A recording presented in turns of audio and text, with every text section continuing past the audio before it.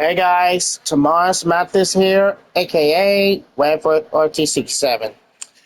Now, I wanted to make this video that about Dragon Ball: The Breakers and why it was why it's a failure because it's to my opinion that the game was a total flop because it was made back in 2022 and it's been yeah, it's been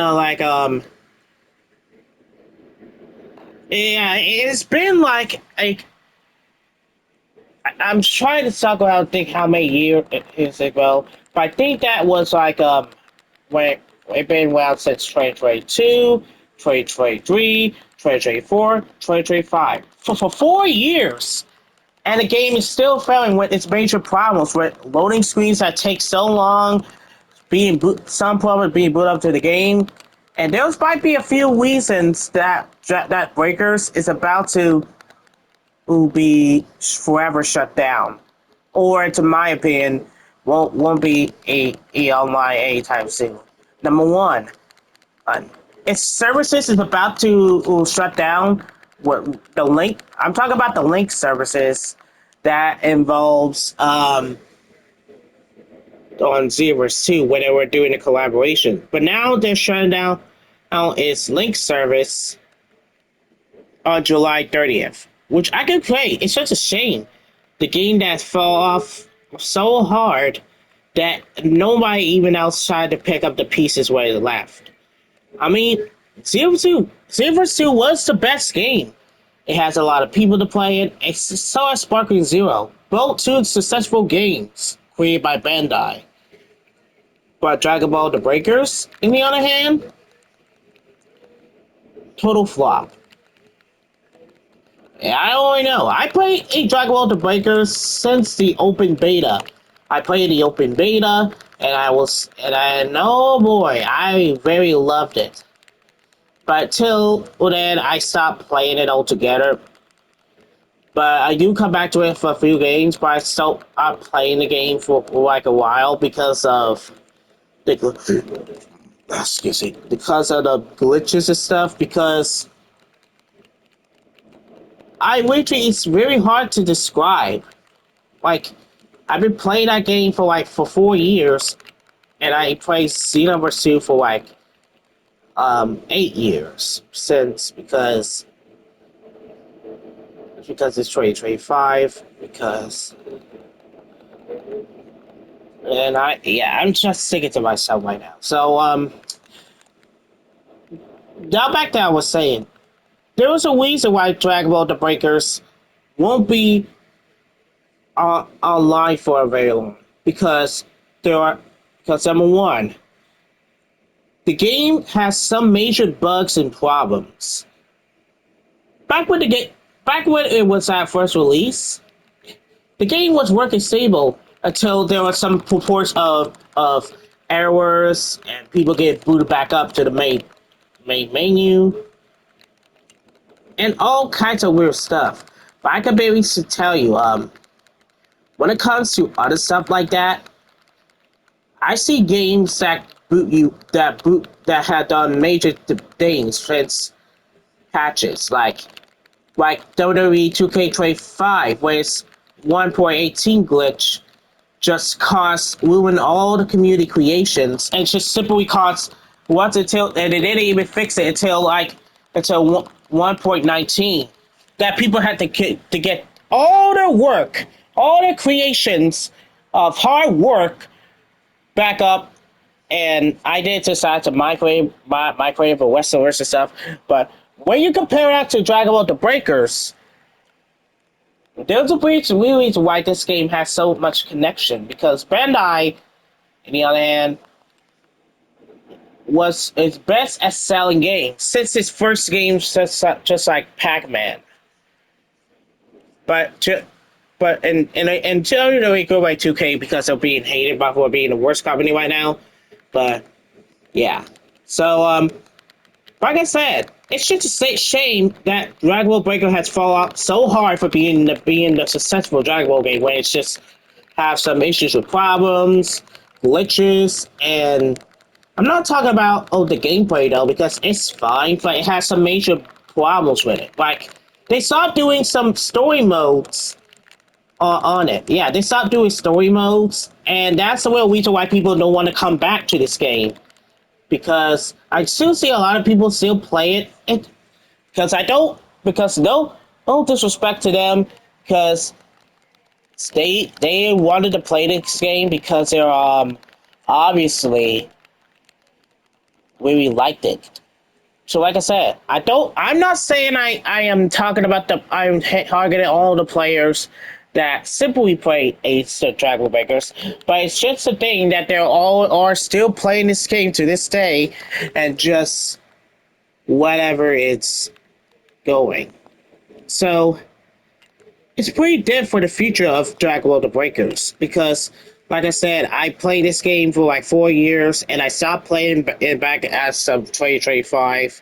Haven't come back to the game yet, so I'll probably just gonna stop playing it because Xenoverse 2 is the only game I play since I bought it since I played it back in 2018.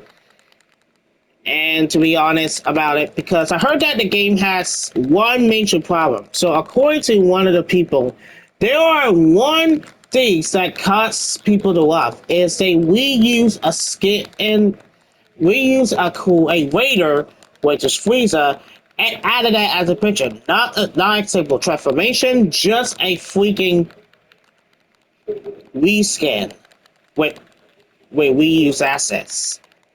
But I'm not talking about how the game though, because if this game doesn't get much better, there's a it might be shutting down their servers pretty much soon if this game doesn't keep up with all those straight ace problems that they have, like the the glitches, the bugs, and everything around the game.